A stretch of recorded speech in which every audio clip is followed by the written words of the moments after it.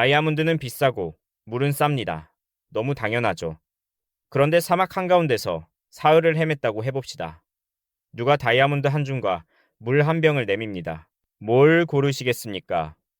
당연히 물이죠. 똑같은 물인데 마트에선 거의 공짜고 사막에선 목숨값입니다. 물건은 그대로인데 값은 천지 차이예요. 그렇다면 가치는 대체 어디에 있는 걸까요? 물 속에? 다이아몬드 속에? 아니면 그걸 바라보는 우리 안에? 오늘은 이 질문 하나로 끝까지 함께 가보겠습니다. 사이페디나모스의 경제학 원론 두 번째 장 가치입니다. 첫 번째 질문부터 가죠. 가치는 물건 안에 들어있을까요? 오랫동안 사람들은 그렇게 믿었습니다. 특히 가치란 그 물건을 만드는 데 들어간 노동의 양이라고 봤죠. 이걸 노동가치설이라고 합니다. 그럴듯하게 들리지만 발레 하나면 무너집니다. 진흙으로 파이를 빚는다고 해보죠. 10시간을 들여 정성껏 만들어도 아무도 먹지 않습니다. 그 진흙 파이의 가치는 얼마일까요? 0입니다. 노동을 아무리 부어도 원하는 사람이 없으면 가치는 생기지 않아요. 반대로 길에 굴러다니던 돌멩이도 누군가 절실히 원하면 값이 붙죠. 그래서 19세기 후반 칼 맹거를 비롯한 경제학자들이 생각을 뒤집습니다. 가치는 물건이나 생산자로부터 나오는 게 아니라 그걸 평가하는 사람의 머릿속에서 생긴다고요. 석유를 떠올려 보세요. 땅에서 검은 기름이 솟던 시절, 그건 농사를 망치는 골칫거리, 그러니까 마이너스 가치였습니다. 그런데 정제 기술이 생기자 같은 기름이 문명을 굴리는 자원이 됐죠. 심지어 2020년 봄에는 저장 공간이 동나면서 원유 선물 가격이 마이너스 37달러까지 떨어졌습니다. 똑같은 기름인데 상황에 따라 값이 플러스도 되고 마이너스도 됩니다. 가치가 기름 속에 박혀 있다면 이런 일은 일어날 수 없겠죠. 그럼 가치가 사람 머릿속에 있다면 숫자로 잴 수 있을까요? 길이는 미터로, 무게는 킬로그램으로 잽니다. 그런데 만족을, 행복을 잴 단위가 있습니까? 없습니다. 주류 경제학은 효용이라는 걸 마치 잴 수 있는 척, 유틸이라는 가상의 단위를 만들었었죠. 짜장면이 10유틸, 세차가 100유틸, 이런 식으로요. 하지만 유틸은 병에 담을 수도 없고, 저울에 올릴 수도 없는 가상의 단위일 뿐입니다. 측정할 수 없는 걸 측정하는 척, 수학의 옷을 입혀놓은 것이죠. 우리가 실제로 할 수 있는 건 측정이 아니라 비교입니다. 이게 저것보다 낫다. 그 정도죠. 순서는 매길 수 있어도 몇 배 더 좋은지는 말할 수 없습니다. 첫 번째가 두 번째보다 좋다는 건 알지만 정확히 1.7배 좋다고는 못하죠. 경제학은 이걸 서수, 그러니까 순서의 가치라고 부릅니다. 더하고 곱하는 기수의 숫자가 아니라요. 이게 왜 중요하냐고요? GDP, CPI, 물가 안정 목표 같은 거시경제 지표들이 전부 이 잴 수 없는 걸 센다고 우기는 구조 위에 서 있기 때문입니다. 수백만 명의 주관적 판단을 숫자 하나로 압축할 수 있다는 착각. 거기서 중앙계획과 통화정책의 오만이 시작됩니다. 가치 이야기에서 가장 자주 놓치는 게 이겁니다. 우리는 전부를 두고 결정하지 않아요. 늘 딱 다음 한 단위를 두고 결정합니다. 굶주린 상태에서의 첫 끼니는 생존이 걸린 문제죠. 하지만 배가 부른 뒤에 다섯 번째 그릇은요? 그만큼 절실하지 않습니다. 같은 음식인데 가진 양이 늘수록 한 단위의 값어치는 떨어져요. 이걸 한계 효용 체감이라고 합니다.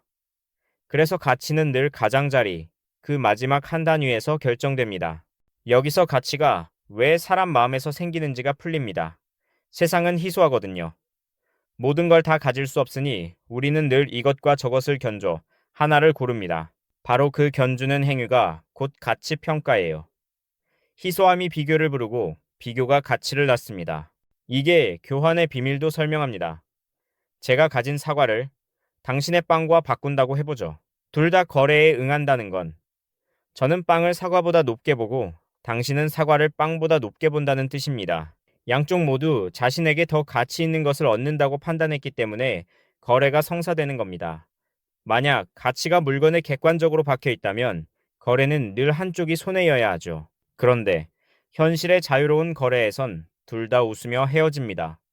가치가 주관적이기 때문에 가능한 일이에요. 그러니 가격을 가치 그 자체로 착각하면 안 됩니다. 가격은 그 순간 거래에 응한 사람들의 평가 경계를 보여줄 뿐이에요. 사는 사람은 그보다 높게 받고 파는 사람은 그보다 낮게 받다는 상한과 하한의 표시일 뿐입니다. 이제 처음의 사막 질문으로 돌아갑니다.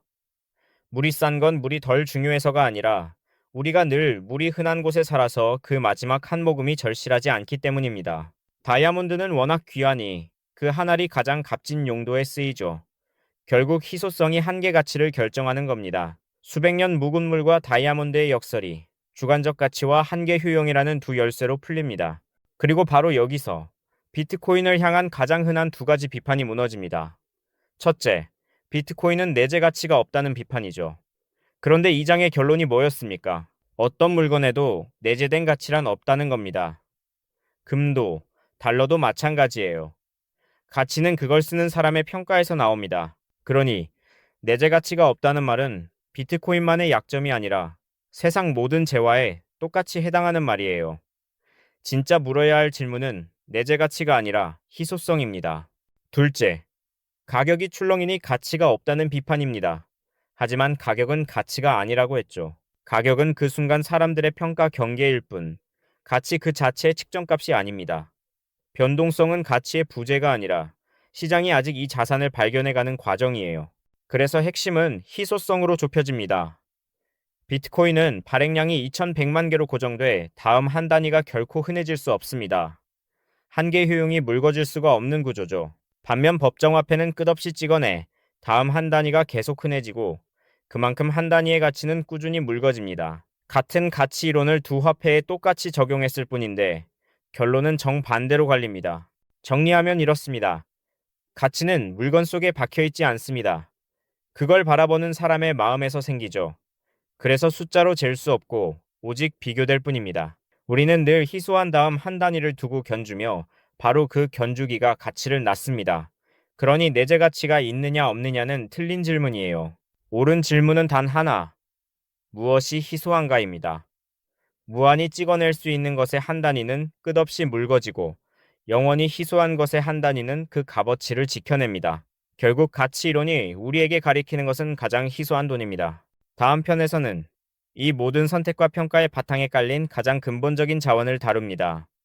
누구에게나 똑같이 주어지고 결코 늘릴 수 없는 것, 바로 시간이죠. 다음 장에서 뵙겠습니다. 빅픽처였습니다.